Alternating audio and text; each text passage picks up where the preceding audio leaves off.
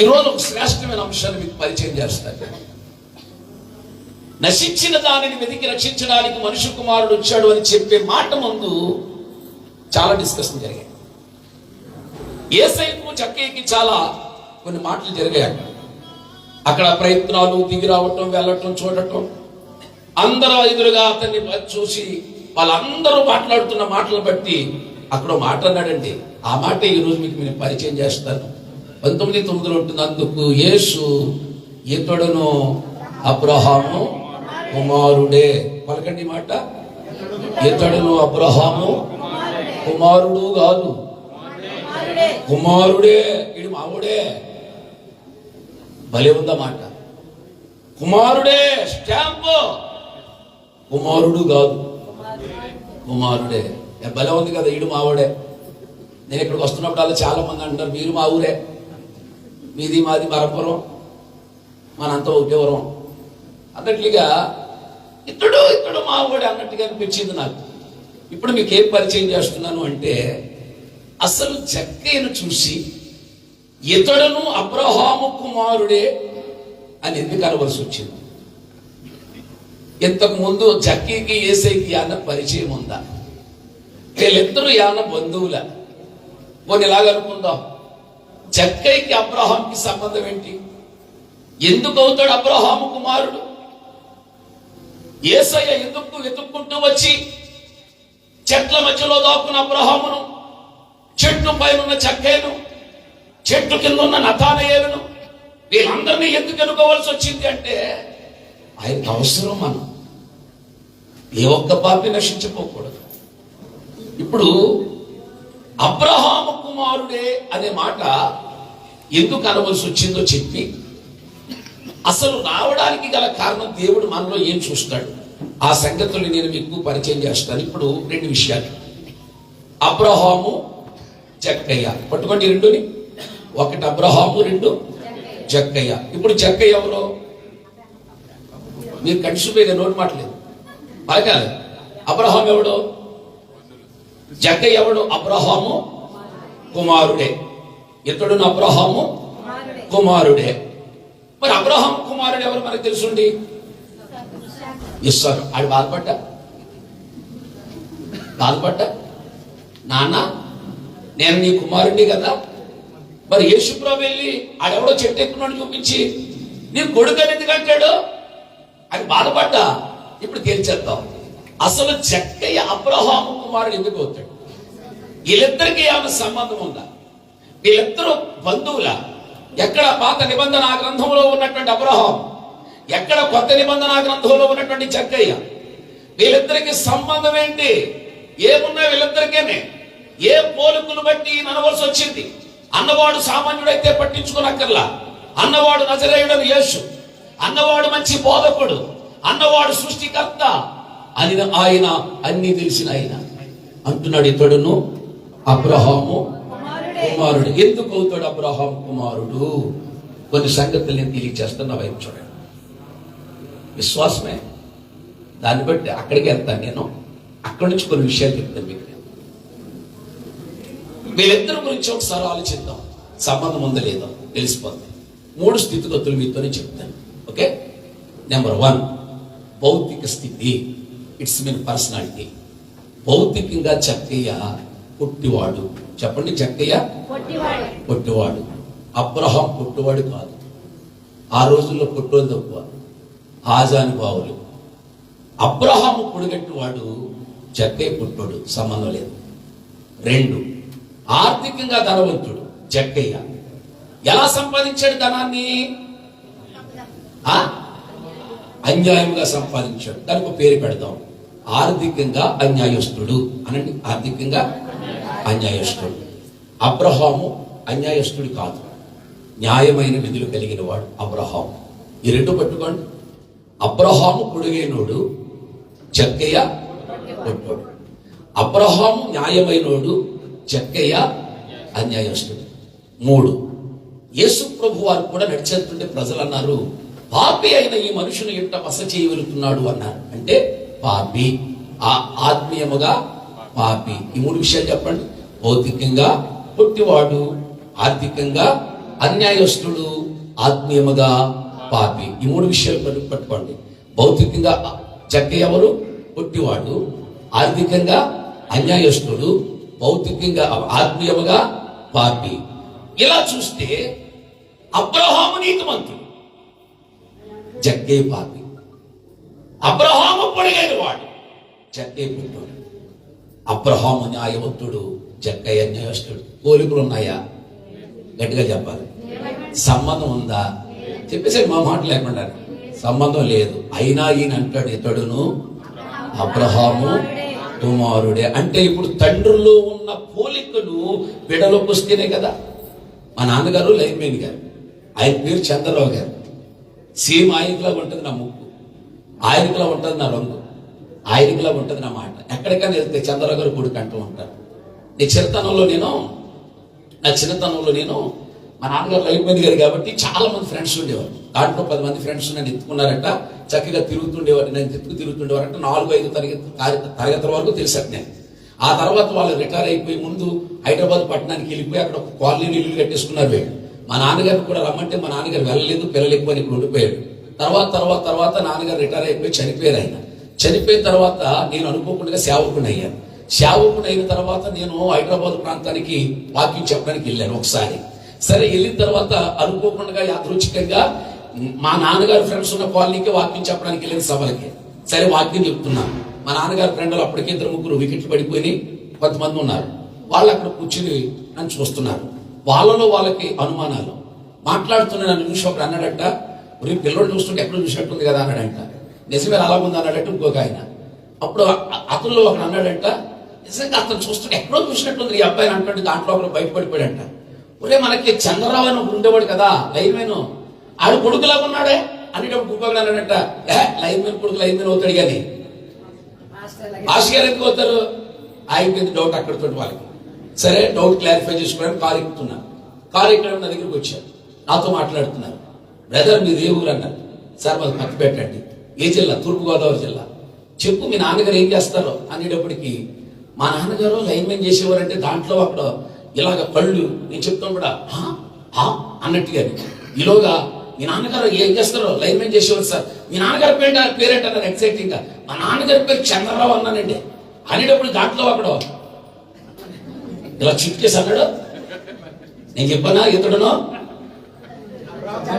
Abraham కుమారుడు కాదు, ఇతడును చంద్రరావు గారి కుమారుడే అన్నాడు. ఇప్పుడు చెప్పండి, చంద్రరావు గారి కుమారుడు ఎందుకు అన్నాడు? ఆయనలో ఉన్న పోలికలు నాలో ఉన్నాయి. మరి ఎందుకు అవుతాడు అబ్రహాం కుమారుడినా? నేను చెప్తాను చాలా జాగ్రత్తగా. అబ్రహాము పోలికలు జక్కేలో లేవు, కానీ అబ్రహాములో ఉన్న ప్రతి లక్షణం జక్కేలో చూశాడు. కాబట్టి నా యేసయ్య అన్నాడండి, ఇతడును అబ్రహాము కుమారుడే. స్తోత్రం చెప్పాలి. అసలు ఎందుకు అబ్రహాము కుమారులు అవ్వాలి మనకు అవసరం అంటారా? దీనికి నేను ఒక వివరణాత్మకమైన వాక్యం చూపించి అబ్రహాములో ఉన్న లక్షణాలేంటి, జక్కేలో ఉన్న లక్షణాలేంటి, ఈ రెండు సరిపోతాయా లేవా మీకు నేను వివరిస్తాను. తెరవండి హెబ్రీయులకు రాసిన పత్రిక, గలతీయులకు రాసిన పత్రిక తెద్దాం. గలతీయులకు రాసిన పత్రిక 3వ అధ్యాయము 29వ వచనానికి వద్దాం. 3:29. మీరు క్రీస్తు సంబంధులైతే, క్రైస్తవులైతే ఆ పక్షం ఉందంటే ఆ ప్రకారముగా అబ్రహాము యొక్క సంతానమై ఉండి. నోటీస్ పాయింట్, నీ సంతానం అవ్వాలంట అబ్రహాము యొక్క సంతానమై ఉండి వాగ్దాన ప్రకారం వారసులై ఉన్నారు. కొట్టడి బేకరిగా చప్పట్లో. మీరు ఆ ప్రకారము, ఏ ప్రకారము? ఆ పక్షమందు మీరు క్రైస్తవులైతే, ఈ క్రైస్తవులు అనబడిన మీరు అబ్రహాము యొక్క సంతానమై ఉండి, ఆదాము సంతానం కాదు, అబ్రహాము సంతానంగా మార్చబడాలి. ఎందుకంటే ఆదాము మాట వినలేదు, అబ్రహాము మాట విన్నాడు. స్తోత్రం చెప్పండి ఒకసారి. ఇప్పుడు మనందరినీ దేవుడు నశించిన దాన్ని వెతికి రక్షించడానికి ఎందుకు వచ్చాడంటే, దేవుడు వచ్చేసరికి ఆదాము సంతానంగా ఉన్న మనల్ని ఎలా మార్చాలనుకుంటున్నాడు? అబ్రహాము సంతానంగా. ఆమె చెప్పాలి. ఒక అన్యాయస్తుడిగా ఉండడానికి వీల్లేదు, ఒక పొట్టివాడిగా ఉండడానికి వీల్లేదు, ఒక ఆత్మలో పడిపోయిన వాడు పడిపోయినట్టుగా ఉండడానికి వీలేదు. అందుకని ఆయన ఒక అన్యుణ్ణి తీసుకుని వెళ్ళి అంటున్నాడు వాళ్ళందరి ఎదురుగుండా, రేయ్ ఇతడును అబ్రహాము కుమారుడే. స్తోత్రం చెప్పాలి ఒకసారి. ఇప్పుడు మనందరం ఎవరి సంతానంగా మార్చాలని ప్రభు యొక్క ఉద్దేశమా? అబ్రహాము సంతానం. ఎందుకంటే వాగ్దాన ప్రకారం అన్నాడు. ఏమిటా వాగ్దానం అంటే ఆనాడు చెప్పాడు. ఏమిటని ఇలా చెప్పాడండి, ఇదిగో నీ మూలముగా లోక జనులందరినీ సంతానం నేనేం చేస్తాను, ఆశీర్వదిస్తాను. అది వాగ్దానం. ఇప్పుడు నా వైపు చూడండి. యేసయ్య అబ్రహాము కుమారుడు అని చెప్పడానికి అసలు అబ్రహాం ఎవరో తండ్రి, కుమారుడు ఎవరో జక్కయ్య. ఈ రెండు పోలికలు పట్టుకోండి, రెండు సంబంధాలు. అబ్రహాము తండ్రి, జక్కయ్య కుమారుడు. ఇతడును అబ్రహాము కుమారుడు. ఇప్పుడు పాయింట్కి వద్దాం. తండ్రిలో ఉన్నటువంటి లక్షణాలు ఎవరిలో రావాలి? ఇప్పుడు కుమారులోనికి రావాలి. పోలికలు వచ్చినాయి కాబట్టి నేను ఎవరు కొడుకునయ్యాను? చందర్ గారు కొడుకునయ్యాను. ఈ అబ్రహాము కుమారుడు అన్నాడంటే పోలికలు లేవు, లక్షణాలు ఉన్నాయి. ఏమిటా లక్షణాలు? 1 by 1 నేను చూపిస్తాను. అసలు తండ్రిలో ఏ లక్షణాలు ఉన్నాయో చూడాలిగా. తెరవడి రోమేలుకు రాసిన పత్రిక 4వ అధ్యాయం 11వ వచనం. రోమేలుకు రాసిన పత్రిక 4వ అధ్యాయం 11వ వచనం. మరియు సున్నతి లేని వారైనను నమ్మిన వారందరికీ అతడు తండ్రి అగుట వలన. ఆమె చెప్పండి, ఎవరు తండ్రి? అబ్రహాము తండ్రి. ఎవరికి తండ్రి? నమ్మిన వారందరికీ అబ్రహాము. గట్టిగా హల్లెలూయా చెప్పండి. గుడాస్తం పైకెత్తండి అందరూ. అలా వచ్చింది, అట్లా వచ్చింది. గుడాస్తం పైకెత్తండి. నేను చెప్పిన మాట చెప్పండి. అబ్రహాము నమ్మిన వారందరికీ తండ్రి. దించండి. అబ్రహాములో ఉన్న లక్షణం ఏంటి? నమ్మకం. అబ్రహాము దేవుని నమ్మెను, అది అతనికి నీతిగా ఎంచబడింది. అబ్రహాం ఆ వాగ్దానము నమ్మి వాగ్దాన ఫలం అనుభవించాడు. అంటే అబ్రహాములో ఉన్నటువంటి అద్భుతమైన లక్షణం నమ్మకం. అయితే ఈ లక్షణం ఎవరో కనిపించాలి? జక్కయ్యలో కనిపించాలి. ఎలా కనిపించింది అంటే ఈజీగా చెప్పొచ్చు. అతడు యేసు ఎవరో చూడగోరి. చూడాలి అనుకున్నాడంటే యేసును గురించి వినుండాలి. వినాలి అనుకున్నాడంటే ఎవరో అతనికి చెప్పుండాలి. ఆమె చెప్పాలి. ఎవరో యేసును గురించి ఆయనకు చెప్పుండాలి.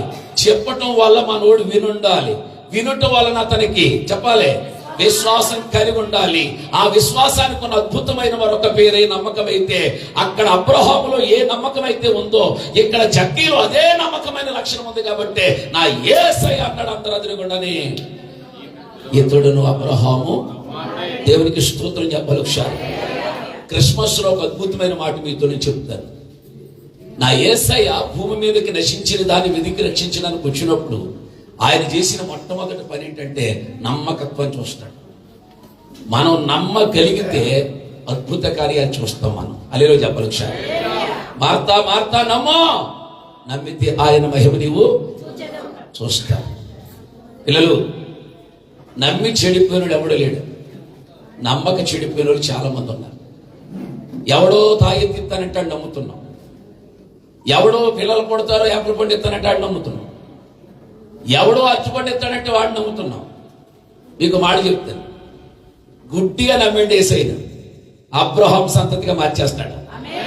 ఆయన నమ్మిన వాడిని చెడిపోయేవాడు కాదు.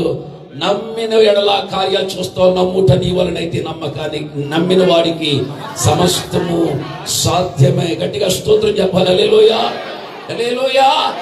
వింటున్నారా? నమ్మో. ఒకసారి తన శిష్యులు చెప్తాడు, రే మీరు నమ్మి మీ మనస్సులో ఉద్దేశించి కొండను వెళ్ళి సముద్రంలో పడమంటే పడతారు. ఆ మాటకి నాకు అర్థం కాల చాలా. కానీ నేను ఒక లైవ్ లో ఒక అద్భుతాన్ని చూశానండి. వైజాగ్ దగ్గర ఉన్న ఒక ప్రాంతంలో ఆ సాక్ష్యం నేను విన్నప్పుడు నాకు గుండెలు బరువైంది. ఆశ్చర్యపోయాను నేను. నిజంగా నమ్మితే కొండ వెళ్ళి సముద్రంలో పడుతుందా అనడానికి ఒక సాక్ష్యం నేను చెప్తాను మీకు. నేను ఒక పాస్టర్ గారు మంచి పరిచయం చేస్తున్నారు. పిల్లలు లేరు. 22 మంది అనాథులు పోగుపెట్టాడు పాస్టర్ గారు.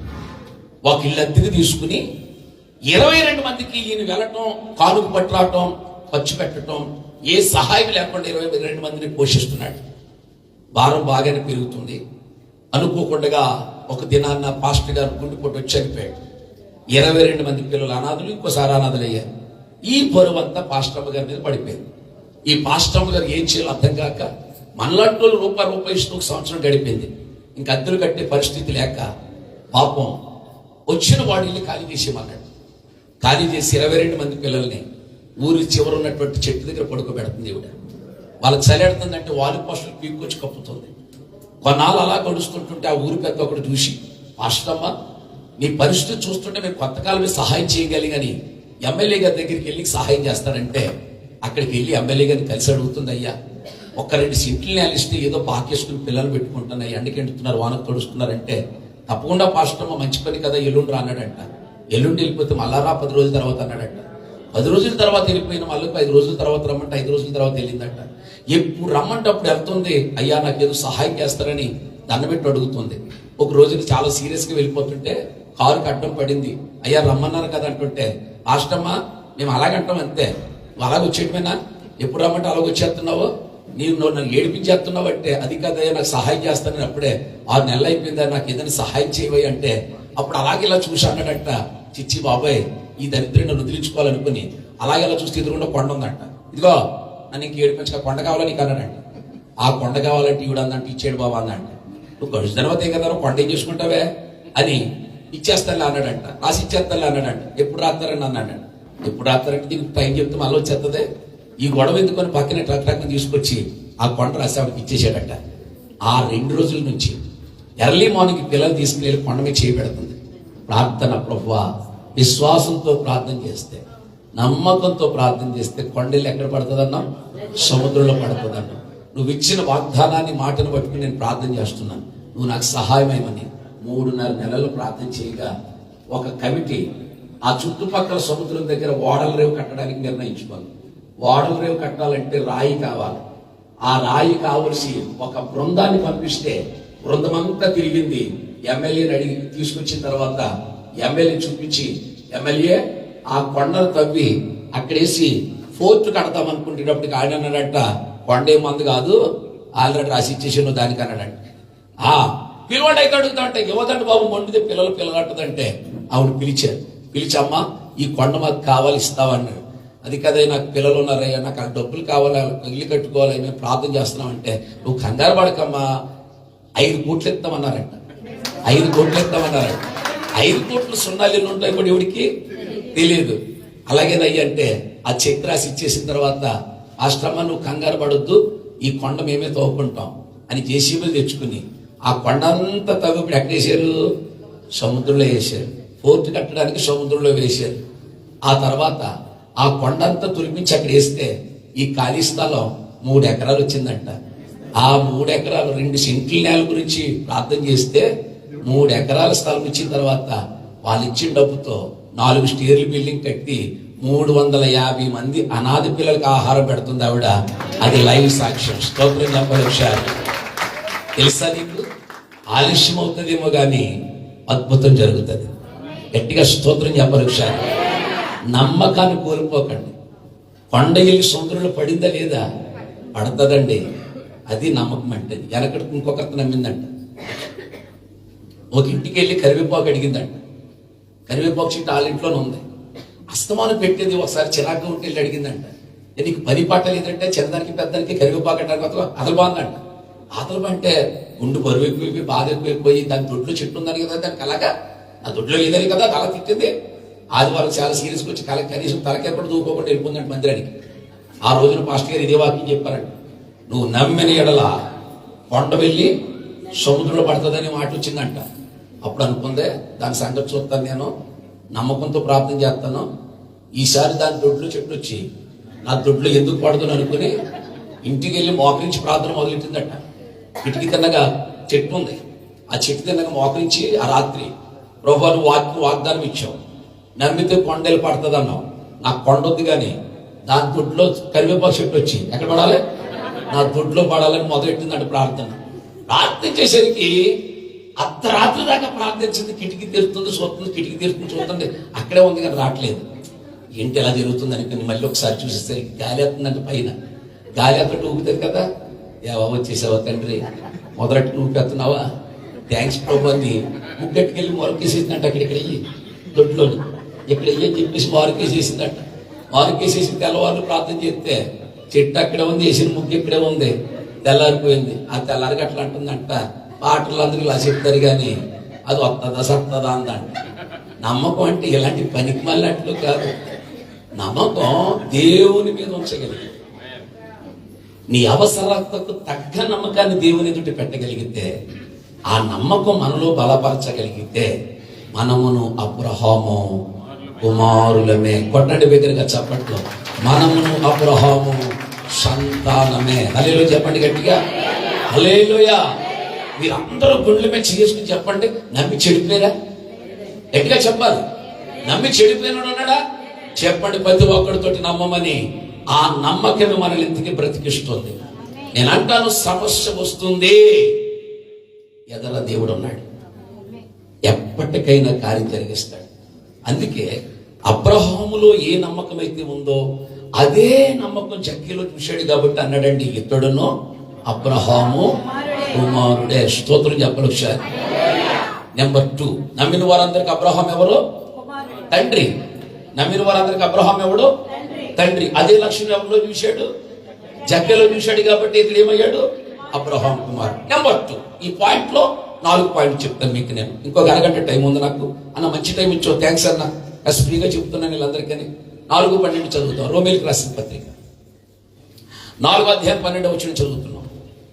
మరియు సున్నతి గల వారికి తండ్రి ఒకటి, అనగా సున్నతి మాత్రం పొందిన వారు గాక మన తండ్రి అయిన అబ్రహాం సున్నతి పొందక మునుపు అతనికి కలిగిన విశ్వాసం యొక్క అడుగు జాడలను బట్టి నడుచుకొని వారికి తండ్రి.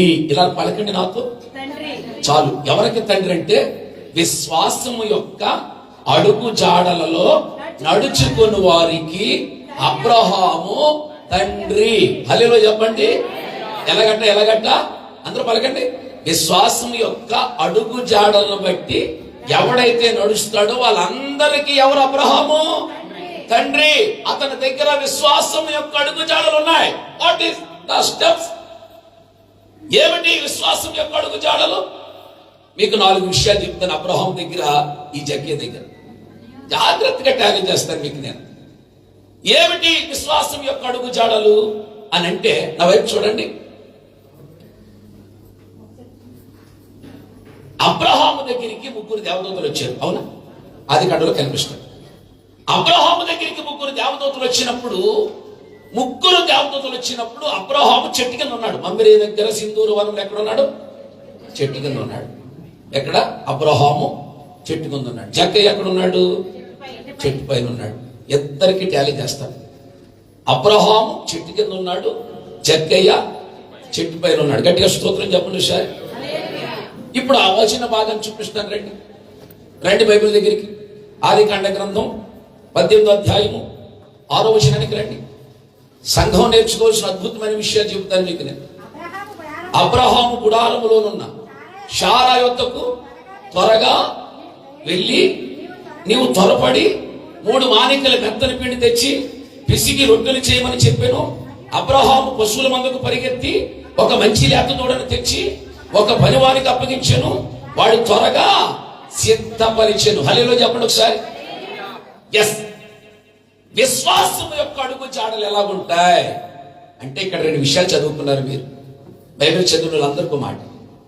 అక్కడ 2 విషయాలు త్వరపడ్డాడు, పరిగెత్తాడు. అవునా? త్వరగా పరిగెత్తి అనే మాట కనిపిస్తుంది అన్న. ఎలాగా? త్వరపడి పరిగెత్తి. ఇలా చూడండి. అబ్రహాము దగ్గరికి 3 దేవదూతలు వచ్చినప్పుడు అలా ఆవిడ దగ్గర పరిగెత్తాడు. అంటే భార్య దగ్గరికి త్వరగా పరిగెత్తాడు. శారా శారా శారా, మన ఇంటికి దేవదూతలు వచ్చాడు, 3 మానికల పిండి రొట్టెలు చేయమన్నాడు. ఓకే. ఆ తర్వాత మరలా ఎక్కడ పరిగెత్తాడు? మందలోకి పరిగెత్తాడు త్వరగా. అక్కడి నుంచి పట్టుకుని ఎక్కడ పరిగెత్తాడు? పనివాడి దగ్గరికి పరిగెత్తాడు. నెంబర్ 1, విశ్వాసం యొక్క అడుగు జాడలో త్వరపడతాయి, పరిగెడతాయి. పలకండి మాట. త్వరపడతాయి, పరిగెడతాయి. ఇలా చూడండి నా వైపు. అబ్రహాము దగ్గర పరిగెత్తే లక్షణం ఉంది, త్వరపడే లక్షణం ఉంది. ఈ లక్షణం ఎవరిలో కనిపించాలి? జక్కయ్యలో కనిపించాలి. ఎక్కడ? జక్కయ్యలో కనిపించాలి. ఉన్నాయంటారా? అబ్రహాము దగ్గర పరిగెత్తే లక్షణం ఉంది, త్వరపడే లక్షణం ఉంది. ఈ లక్షణం ఎవరిలో కనిపించాలి? ఇప్పుడు జక్కేలు. అప్పుడు అవుతాడు కదా. చెప్పండి, ఏం చేసాడు అతను? ఎప్పుడు పరిగెత్తాడు? పరిగెత్తుకుని చెట్టు ఎక్కాను. చెట్టు ఎలా ఎక్కాడు? పరిగెత్తాడు. చెట్టు ఎలా దిగాడు? త్వరగా దిగాడు. ఆమె చెప్పాలి. అబ్రహాము దగ్గర పరిగెత్తే లక్షణం ఉంది, జక్కే దగ్గర పరిగెత్తే లక్షణం ఉంది. అబ్రహాము దగ్గర త్వరపడే లక్షణం ఉంది, జక్కే దగ్గర త్వరపడే లక్షణం ఉంది. కాబట్టి అన్నాడండి, ఇతడును అబ్రహాము కుమారుడే. స్తోత్రం చెప్పండి. పిల్లలు, మీకు ఇక్కడ ఒక అద్భుతమైన విషయం చెప్తాను. దేవుని పని కోసం పరిగెట్టి దేవుని పని కోసం త్వరపడితే మనమును అబ్రహాము పిల్లలమే. క్రిస్మస్ లో సువార్త వెళ్ళాలండి. క్రిస్మస్ లో సంఘాలు కట్టబడాలి. క్రిస్మస్ లో సంఘాలు స్థిరపరచబడాలి. నేను ఒక నక్షత్రము, ఒక పశువుల బాబు గురించి చెప్తే సంఘం కట్టబడదేమో. నేను మరలా చెప్తున్నాను, దేవుని కోసం పరిగెత్తితే, దేవుని కోసం త్వరపడితే అది ఎంతో ఆశీర్వాదం. ఆమె చెప్పాలి. దావీదు అంటాడు, యెహోవా మందిరమునకు వెళ్ళిదమని జనులు నాతో అన్నప్పుడు నేను సంతోషించి తిని. దావీదు మోటివేషన్. నాకు దేవుని మందిరానికి వెళ్ళేవాళ్ళు కావాలి. వింటున్నారా? త్వరగా వెళ్ళేవాళ్ళు కావాలి. దేవుడికి త్వరపడే వాళ్ళు అంటే చాలా ఇష్టం. మీకు తెలుసా, త్వరగా వచ్చేవాడు. మీకు ఒక షాపింగ్ మాల్కి వెళ్ళాలంటే త్వరగా వెళ్తాం, పెళ్లికి వెళ్ళాలంటే త్వరగా వెళ్తాం. దారుణం ఏంటో తెలుసా, మందిరానికి రావాలంటే మాత్రం తాబేళ్ళకి వస్తాం. ఒక ఆయన చెప్పాడు, మందిరానికి వచ్చేటప్పుడు తాబేలు బొమ్మ పెట్టాడు, మందిరం నుంచి వెళ్ళిపోయేటప్పుడు చిరతపుల బొమ్మ పెట్టాడు. వెళ్ళిపోయేటప్పుడు ఎలా వెళ్ళిపోతారట? చీరతప్పులులాగా వెళ్ళిపోతారట. వచ్చేటప్పుడు మాత్రం ఏమవుతుంది చెప్పండి? ఎంత దారుణమో మందిరానికి రావడానికి. త్వరపడే వాళ్ళంటే ఇష్టమండి. ఒక యాకోబులోంచి ఇశ్రాయేలు 12 గోత్రాలు తీసుకురావడానికి గల కారణం, యాకోబులో త్వరపడే లక్షణం ఉంది. ఏ లక్షణం తెలుసా? నేను అందరికంటే ముందు ఉండాలి. నేను అందరికంటే ముందు ఉండాలి. ఒక మోషేను నాయకత్వంలో తీసుకెళ్ళడానికి గల కారణం, మోషే దగ్గర పెద్దల కడి వెళ్ళే లక్షణం ఉంది. పిల్లలకి మాట చెప్తాను, మనం త్వరపడగలిగితే దేవుడు త్వరపడతాడు. ఆమేన్. మనం త్వరగా వస్తే దేవుడు మన దగ్గర త్వరగా వస్తాడు. ఆమె చెప్పాలి. ఆ లక్షణం మనకు కావాలి. పరిగెత్తాడట అబ్రహాము. నాకు క్వశ్చన్ వచ్చింది. 99 సంవత్సరాల వయసు కలిగినాడు అబ్రహాము. పరిగెత్తాడట. అబ్రహాము ముసలుడా పడుచుడా? వృద్ధాప్యంలో అబ్రహాము పరిగెత్తాడంట. మరి ఈ రోజుల్లోని ముసలోళ్ళు పడుచోళ్ళు అయిపోతున్నారు. పడుచోళ్ళు అందరూ ముసలోళ్ళు అయిపోతున్నారు. మా ప్రాంతంలో మామను మామనకూడదు. వాళ్ళకి ఎంత ఫీలింగో, గిల్టీ ఫీలింగ్ వల్ల వాళ్ళకి ఎంత ప్రాబ్లమో. ఒక మీటింగ్కి వెళ్ళని భోజనం చేసిన తర్వాత ఆ సిస్టర్ గారు నన్ను, అమ్మ మరి వెళ్ళొస్తాను ప్రైజ్ లాడన్నాను. మా అమ్మగారు కూడా చెప్పండి అన్న. మీ అమ్మగారు ఎక్కడ ఉంటారు? అమ్మ గదిలో ఉంటారు. అక్కడికి వెళ్ళమ్మా ప్రైజ్ లాడమ్మ వెళ్ళొస్తానంటే, బాబు జాగ్రత్తగా వెళ్ళరంటే మా అమ్మకు కూడా చెప్పండి అన్న. ఈ అమ్మ ఆయమ్మతో చెప్పింది, ఆ అమ్మేమో ఆ అమ్మతో చెప్పింది. ఇప్పుడు ఆవిడ మా అమ్మ అనొచ్చు కదా, నేను అనొచ్చు. పరిశుద్ధాత్మ దేవుడు అంటున్నాడు అనకరా, లోపల అనకు గొడవ అయిపోతా అంటున్నాడు. ఈ లోపల ఆవిడ దగ్గరికి వెళ్ళి, అమ్మా వెళ్తున్నానే ప్రైజ్ లాడన్నానండి. ఆవిడ చెప్పగానే చెప్పింది, మా అమ్మకు కూడా చెప్పండి అని. 4వ జనరేషన్ ఉందా? ఎంతమందితో చెప్పాలి? లోపలికి వెళ్ళిన ఆవిడ ఇంకెలా ఉంటుందంటే, పళ్ళు ఊడిపోయి నరాలు వచ్చేసి 80-70 సంవత్సరాలు పైకి ఉంటాయేమో అనిపించి లోపలికి వెళ్ళానండి. వీళ్ళకంటే స్టైల్గా ఉంటుంది. నలిగిపోయిన బట్టల ముఖం ఉంది, జుట్టు మాత్రం నలబడినట్లేదు. ఫుల్ కలరింగ్ అనమాట. వేసేసి అక్కడ కూర్చుని నలిగిపోతుంది. మామానొచ్చు కదా, నేను ఆవిడ మామానొచ్చు. ఎందుకు లోపల పరిశుద్ధాత్మ దేవుడు అనకరా, గొడవలు అయిపోతాయని చెప్పేసి అక్కడికి వెళ్ళి అన్నాను. అమ్మా వెళ్తున్నానమ్మా ప్రైజ్ లాడు అమ్మా అన్నానండి. ఆవిడ వెంటనే ఏంటి బ్రో అందండి నన్ను. ఆ ముసలావిడ అన్నమాట అంటే ఏంటి బ్రో అంతే. ఇప్పుడు నేనేమనాలే? సిస్ అనాలా? నేను ఇప్పుడు సిస్ అనాలా? మీ వేస్తారు తగిలి. నాకు అర్థం కాని పరిస్థితి. ముసలోళ్ళేమో పడుసులు అవుతారు, పడుసులే ముసలు అయిపోతారు. నా పిల్లలు ఒక మాట చెప్తున్నాను, నశించిన దాన్ని వెతికి రక్షించడానికి ఒక జక్కయ్యను ఎందుకు వెతుక్కుంటూ వచ్చాడు తెలుసా? జక్కయ్య దేవుని దృష్టిలో పట్టడానికి గల కారణం, అతని దగ్గర పరిగెత్తే లక్షణం ఉంది, అతని దగ్గర త్వరపడే లక్షణం ఉంది. అన్ని వేల మందిని విడిచిపెట్టి ఒక జక్కయ్యను ఎందుకు అనుకున్నాడంటే, పరిగెత్తి పరిగెత్తి త్వరపడేవాడంటే దేవునికి చాలా ఇష్టం. ఆమె చెప్పాలి. అంతమంది ముందు అంటున్నాడు, ఇతడును అబ్రహాము కుమారుడే. స్తోత్రం చెప్పండి ఒకసారి. పిల్లలు దేనికైనా త్వరపడక మాట్లాడేమో కానీ దేవుని మందిరానికి త్వరగా వచ్చేసే. దేవుని పని అంటే త్వరపడండి. కొంతమంది కథలమంటే కథలు బద్దకొస్తూ దేవుడికి ఇష్టం లేదండి. ఒకడికి ఎవడికో నీరుడు పండు అడిగిందంటే బొట్టు మీద సాయంకాలం దాకా కూర్చున్నాడు అంటాడు. అలాగే గారంటీలు కూడా అడిగాడంటే ఎలా నీరేడు పండుని తినపోయేవాడు ఎవడో నుంచి నోట్లో పెడతానని చూస్తాను అన్నాడంట. ఆడు పొట్టి కింద నీరేడు పండుగలు తీసుకెళ్ళి బద్దకొస్తాడు. అలాంటి వాళ్ళు దేవుని పొద్దు నశించిన దానిని మన యాక్టివ్నెస్ని ఉత్సాహము నశించిపోతున్నాం. మనకు నా దేవుని సన్నిధికి తొందరగా వెళ్ళాలని నశించిపోతున్నాం. మీకు మాట చెప్తాను, రక్షణ త్వరపడిన వాడికి ధన్యుడు అంటాను నేను. ఆమెనండి. అంతవాళ్ళు ప్రతిదానికి వాయిదా వేసేవాడు కాదు దేవునికి కావాల్సింది. ఈ క్రిస్మస్ లో దేవా నాకు పరిగెత్తే లక్షణం ఉంది, త్వరపడే లక్షణం ఉందని అనుకున్నారనుకో, ఖచ్చితంగా మనమును అబ్రహాము కుమారులమే. స్తోత్రం చెప్పండి. విశ్వాసం యొక్క అడుగు జాడలో త్వరపడతాయి, పరిగెడతాయి. నెంబర్ 2 ఇంకొక లక్షణాన్ని నేను చూపిస్తాను. 18:2 అతడు ఆదికాండం 18:2 అతడు కన్నులెత్తి చూచినప్పుడు 3 మనుషులు అతని ఎదుట నిలబడి ఉండేది. అతడు వారిని చూచి గుడారపు వాకిటి నుండి వారిని ఎదుర్కొనేటకు పరిగెత్తి నేల మట్టుకు వంగి ఏమన్నాడు? ప్రభువా. సాగదీయండి. ఎంత పొడుగు సాగితే అంత మంచిది. ప్రభువా అనలేదు, ఏమన్నాడు అన్న? ప్రభు. ఎలాగా? నేల మట్టుకు వంగి. హలో పిల్లలు, నేల మట్టుకు వంగి ఏమన్నాడు తెలుసా? ప్రభువా. ఎందుకు నేను దీన్ని అంత ఐడెంటిఫై చేస్తున్నానంటే,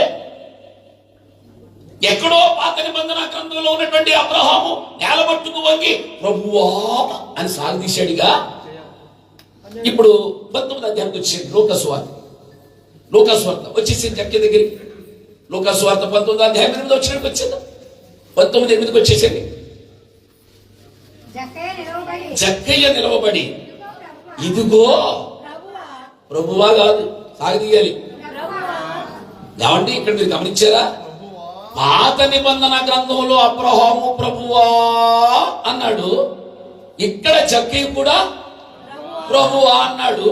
అతడు నేల మట్టుకు వంగాడు, ఇతడు చేతులు కట్టి నిలబడి. ఇద్దరిది ఒకటే మోటివేషన్. అవైపు చూడాలి. అబ్రహాము దగ్గర ఏ విధేయత అనే లక్షణం ఉందో అదే విధేయత అనే లక్షణం జక్కీలో ఉంది కాబట్టి అన్నాడండి ఈయన, ఇతడును కొట్టు దగ్గరగా చెప్పండి సంతోషిస్తూనే, ఇతడును అబ్రహాము కుమారుడు అని ఎందుకు అన్నాడంటే అక్కడ ఏ లక్షణాలు ఉన్నాయి, ఇక్కడ అదే లక్షణాలు ఉన్నాయి. దేవుడికి ఎవరు కావాలంటే విధేయత చూపించే వాళ్ళు కావాలి. అబ్రహాము వెండి బంగారము పశువులు కలిగిన మిక్కిలి ధనవంతుడు, జక్కే కూడా ధనవంతుడే. ఈ ధనవంతులు ఇద్దరు చేసిన పని ఏంటి తెలుసా? ఆయన ఎదుట మోకాళ్ళుని నేల మట్టుకు వంగారండి. ఆమె చెప్పాలి. నేల మట్టుకు వంగారంటే వాళ్ళిద్దరి దగ్గర విధేయత అనే లక్షణం కనిపించింది. ఇద్దరు ధనవంతులే. మనకు దేవుడు కొద్ది గొప్ప ఆశీర్వదించాడు. ఈ ఆశీర్వాదం హెచ్చులోకి ఉండాలంటే నేల మట్టుకు వంగుదుముగాక. హెచ్చించుకోవడానికి మన దగ్గర ఏముందండి? మాట్లాడరేంటి? 4-5 లక్షణాలు ఉంటే చాలు మనం పట్టుకోలేకపోతున్నాం. మనం 4 సంపాదించుకుంటే పట్టుకోలేకపోతున్నాం. ధన గర్వం, కుల గర్వం, ఫల గర్వం, అందము యొక్క గర్వం, ఇవన్నీ నాశనమైపోతాయండి. దేవుని ఎదుట నేల మట్టుకు వంగే లక్షణం అబ్రహాంలో ఉంది. అదే లక్షణం, నేల మట్టుకు వంగినటువంటి లక్షణం జక్కేలో ఉంది. క్రిస్మస్ లో మనం నేర్చుకుంటున్న పాఠాలు ఇవి. విశ్వాసం యొక్క అడుగు జాడలో విధేయతను నేర్పిస్తాయి. అందుకే నేను తగ్గాలంటారా పాస్టర్ గారు అంటే ఖచ్చితంగా తగ్గాలి. ఎందుకంటే నా యేసయ్య మరణమగునంతగా తనను తాను తగ్గించుకున్నాడు. హలలో చెప్పాలి ఒకసారి. తగ్గి ఉంటాం పాస్టర్ గారు వాళ్ళు దగ్గరగా స్తోత్రం చెప్పండి ఒకసారి. హల్లెలూయా. అన్ని మనకి దేవుడు ఇచ్చినవే. గర్వం వద్దు మనకి. గర్విష్ని దేవుడు తొక్కేస్తాడు. నాకు చాలా ఇష్టం ఈ కథ అంటే. ఓ పిల్లోడికి రంగురంగుల బొడుగు దొరికిందంట ఆ పెంట్లో బుడగ దొరికితే ఆ బుడగని తీసుకుని ఊదుకున్నాడంట. ఊదుకుని ఇలా ఆడుకుంటుంటే ఆ బుడగందంటే రంగురంగుల బుడగ ఈ పిల్లోడిని, నాయనా పెంట్లో తీసావే, ఊపిరి ఊదావే, దారం కట్టావే, నీ అంత ఎత్తులోకి నన్ను తీసుకొచ్చావే, నీకు 100 మంది అంటే ఈ బుడగ. వెంటనే కుర్రోడికి ఆనందం వేసి, మనకు తెలుసు కదా కొబ్బరి చెట్టు అంత వదిలాడట. మళ్ళీ పాట మొదలెట్టిందంట. మహానుభావ, పెంట్లో మీరు కూడా పాడాల పాట. పెంట్లో తీసావే, ఊపిరి ఊదావే, దారం కట్టావే, కొబ్బరి చెట్టు అంత ఎత్తులోకి నన్ను తీసుకొచ్చావే, నీకు వందనం అందంట. మళ్ళీని కుర్రోడికి ఇంకా సంతోషం వేసి తాడి చెట్టు అంత వదిలేడంట. మళ్ళీ పాడుతున్నట్టు పాట పాడండి. మహానుభావా, పెంట్లో తీసావే, ఊపిరి ఊదావే, దారం కట్టావే, తాడి చెట్టు ఎత్తులోకి నన్ను తీసుకొచ్చావే, నీకు వందనం అందంట. వీడికి ఇంకా సంతోషం వేసి దారం అంతా వదిలేశాడంట. ఆకాశంలోకి వెళ్ళిపోయింది. ఇప్పుడు పాట లేదు, మాట లేదు. కుర్రగాడు అలాగే చూస్తున్నాడు. చూస్తుంటుంటే వీడికి అనుమానం వచ్చింది, ఉందా లేదని చెప్పేసి వీడు పలకరెత్తున్నాడంట. బుడగా అన్నాడంట. త్వరగా అన్నట్టు ఏమిచ్చిందంటే బుడగా అన్నాడంట. బుడగా అంటే పైన ఎక్కడో ఉంది అది అంటుందంట. Who are you? ఇంగ్లీష్ వచ్చేసింది దానికి. ఈ మాయిదారి ఇంగ్లీష్ ఎక్కడ మరి? చాలా మంది అద్భుతమైన ఇంగ్లీష్ మాట్లాడతారండి. నాకు ఇంగ్లీష్ అంటే చాలా ఇష్టం, కానీ మాట్లాడలేదు. ఎందుకు వచ్చి గొడవ?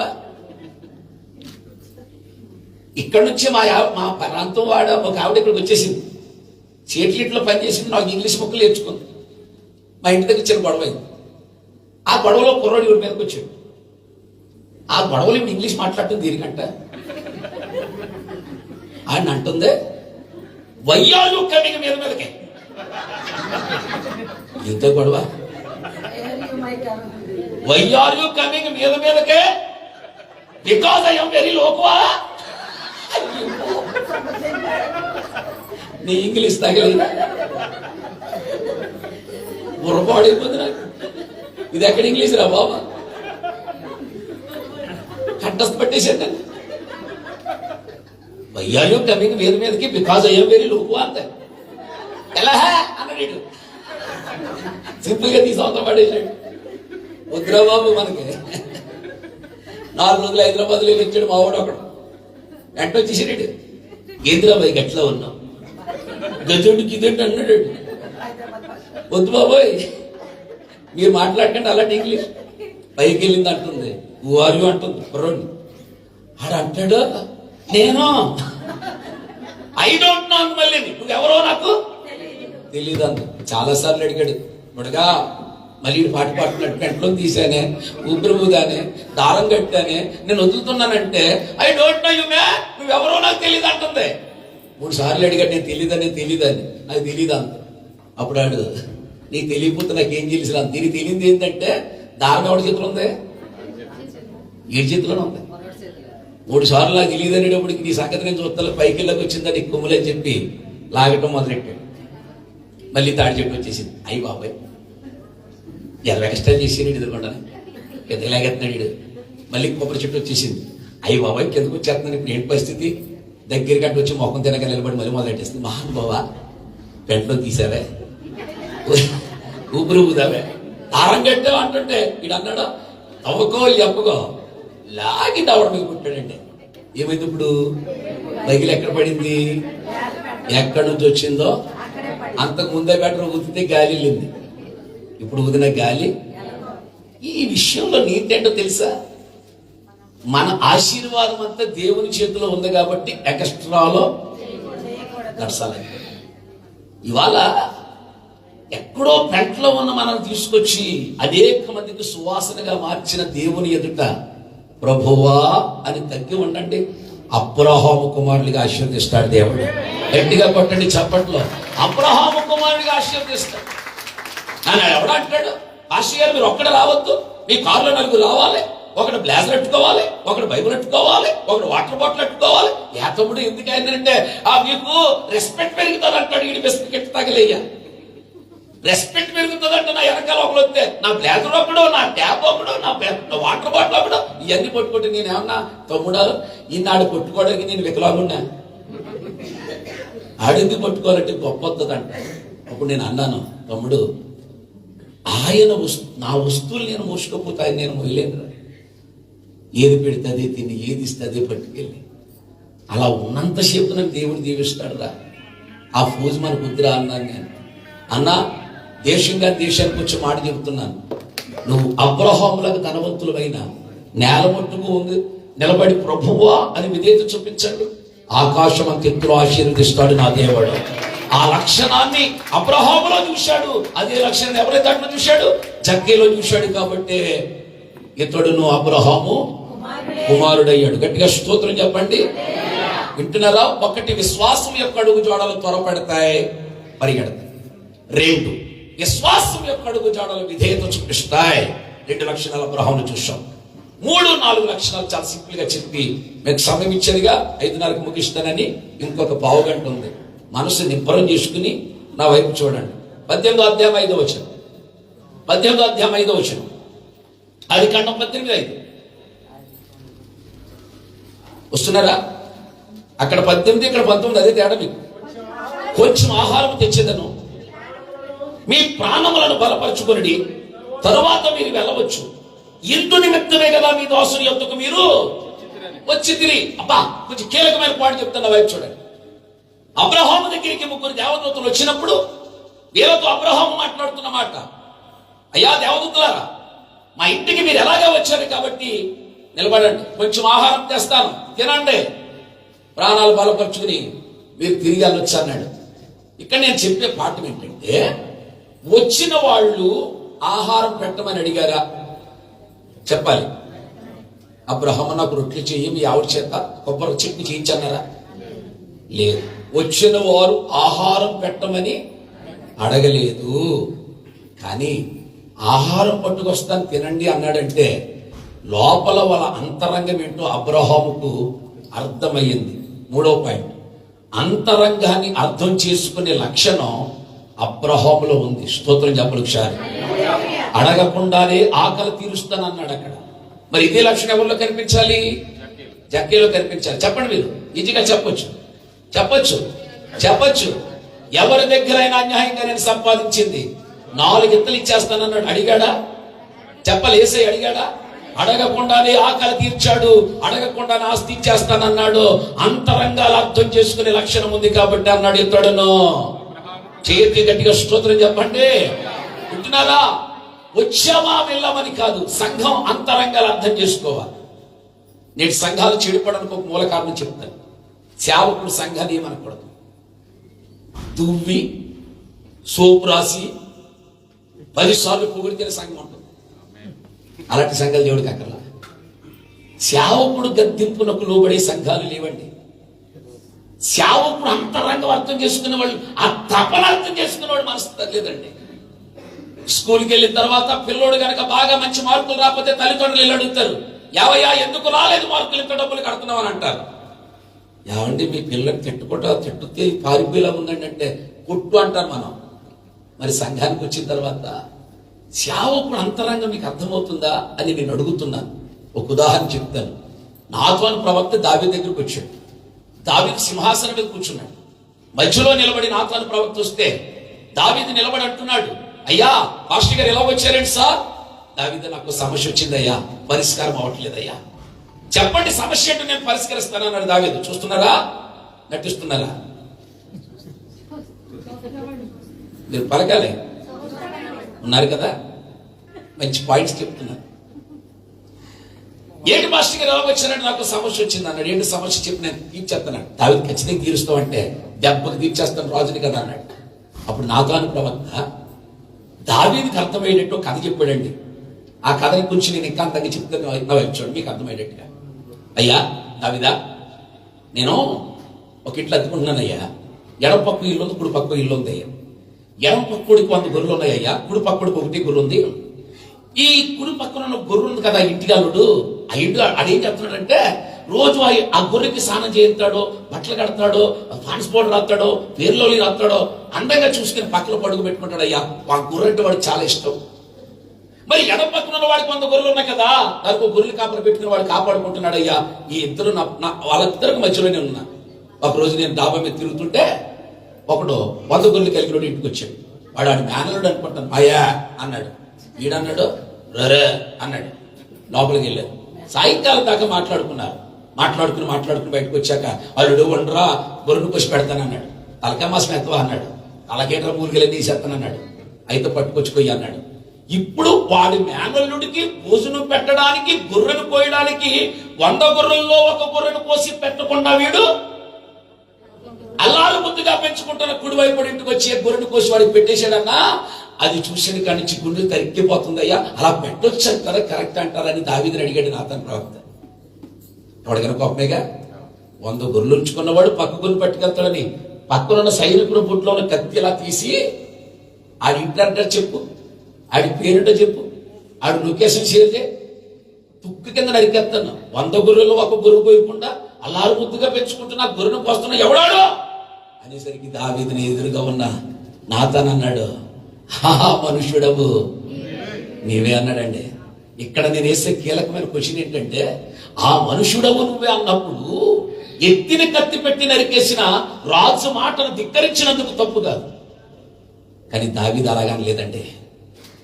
నేల మట్టుకు కృంగిపోయి చేతులెత్తి దండమెట్టి, దైవజనుడా నిజంగా నాకు బుద్ధి తెచ్చావని ఒర్రుపు తేలిపోయేలా గెలిపాడు. ఇంకో కీలకమైన విషయం చెప్తాను. వీళ్ళ ఫ్యామిలీ ప్రేయర్ జరుగుతుంది. ప్రార్థన చేశాడు, దేవా ఇంతగా నన్ను హెచ్చించుటకు నేనెంతటి వాడిని, నా కుటుంబము ఏపాటిదని ప్రార్థన చేశాడు ఫ్యామిలీ ప్రేయర్లో. వాళ్ళ కొడుకు అడుగుతున్నాడు, నాన్న మనం చాలా బాగున్నాం కదా, దీనికి కారణం ఏమిటి? మీ తాత ముత్తాత లేదురా మనం ఎంతగా ఆశీర్వదించబడ్డానికి గల కారణం ఏంటంటే ఒక దైవ సేవకుడు నన్ను గద్దించాడు రా అన్నాడు. ఏం గద్దించాడు? ఆ మనుషుడు నువ్వు అని ఏలేలా చూపించాడంటే, మరి నువ్వు రాజు కదా, వేలు నరికేపోయావా అన్నప్పుడు చెప్తున్నాడు, రే బిడ్డ నువ్వు అలా మాట్లాడుతున్నా, నీతిమంతుడు గద్దించడు నాకు తైలాభిషేకం అన్నాడండి. నీతిమంతుడు గద్దించడు నాకు తైలాభిషేకం అని చెప్పి అన్నాడు. రే బిడ్డ నీకు అర్థం కావట్లేదురా, ఆ వేళ నాతోను ప్రవక్త నన్ను గద్దించి ఉండకపోయి ఉంటే దావీదనే దీపం ఇశ్రాయేలుల మధ్య వెలుగుచూ ఉండేది కాదు అన్నాడండి. దావీదు సింహాసనం శాశ్వతంగా నిలబడడానికి గల కారణం ఏంటో తెలుసా? నాతాను యొక్క అంతరంగం దావీదుకి అర్థమైంది. మీరు ఎక్కడికి వెళ్తారో నాకు తెలియదు, కానీ మీ సేవకుడు గద్దిస్తే కాసేపు తలవంచండి, తైలాభిషేకంగా మారుతుంది. అది గట్టిగా చప్పట్లు కూడా సంతోషించండి. ఆ గద్దింపునకు నువ్వు లోపడగలిగితే అంతరంగాలు అర్థం కావాలి. అర్థం ఉన్న చోట అపార్థం ఉన్నదట. ఏమన్నాను? అర్థం ఉన్న చోట అపార్థం ఉండదు. చిన్నదానికి అపార్థమే, పెద్దదానికి అపార్థమే. సేవకుడు ముందెళ్తే వందనాలు చెప్తారు, వెనకాల వందనాలు చెప్తారు. కాదు. అంతరంగం అర్థం చేసుకున్నప్పుడు ఆ లక్షణం అడగకుండానే ఆహారం పెట్టాడు, అడగకుండానే ఆస్తి ఇవ్వడానికి సిద్ధపడ్డాడు. కాబట్టి అన్నాడు, ఇతడును అబ్రహాము. ఇలాంటి వాళ్ళందరి కోసం నా దేవుడు దిగొచ్చాడండి వెతకడానికి. 3 విషయాలు చెప్పాను. విశ్వాసం యొక్క అడుగు జాడలు త్వరపెడతాయి, పరిగెడతాయి. 2, విశ్వాసం యొక్క అడుగు జాడలు విధేయత చూపిస్తాయి. 3, అంతరంగం యొక్క విశ్వాసం యొక్క అడుగు జాడలు అంతరంగాన్ని అర్థం చేసుకుంటాయి. ఫైనల్ పాయింట్ చెప్పి నేను ముగిస్తున్నాను. మీరేం పుస్తకాలు తిరిగినక్కర్లేదు, కానీ విశ్వాసం యొక్క అడుగు జాడలు ఇష్టమైన వదిలేస్తాయి. మాట్లాడండి. విశ్వాసం యొక్క అడుగు జాడలో ఇష్టమైనవి వదిలేస్తాయి. చెప్పండి, అబ్రహాంకి ఇష్టం ఎవరు? ఇస్సాక్ అండి. మాట్లాడరే. అబ్రహాంకి ఇష్టం ఎవరు? ఇస్సాక్. వదిలేయడానికి సిద్ధపడ్డాడా లేదా? 2, జకీకి ఇష్టం ఏంటి? ఆస్తి. వదిలేయడానికి సిద్ధపడ్డాడా లేదా? పిల్లలు లాస్ట్ గా ఒక అద్భుతమైన విషయం చెప్తున్నాను. నీకు దేవునికి మధ్య ఆటంకం ఉన్నది ఏదైనా సరే వదిలే, అబ్రహాం సంతానంగా మార్చేస్తాడు. ఆమె చెప్పాలి. ప్రార్థన చేసుకోవడానికి సెల్ ఫోన్ అడ్డొస్తే దాన్ని వదిలే. ప్రార్థన చేసుకో, దేవునితో గడపడానికి నీ పిల్లలు అడ్డొస్తే పక్కన పెట్టు. నా నిమిత్తం దేనినైనా వదిలిన ఎడల నిన్ను ఆశీర్వదించే దేవుడు ఆయన. ఆమేనండి. లాస్ట్ మాట పట్టుకెళ్ళండి. క్రిస్మస్ అంటే నాకు ఇష్టమైంది వదిలేయటం. విన్నారా? పాస్టర్ గారు నీకు ఇష్టం ఏంటి? నాకు తాగడంటే ఇష్టం అండి, వదిలే.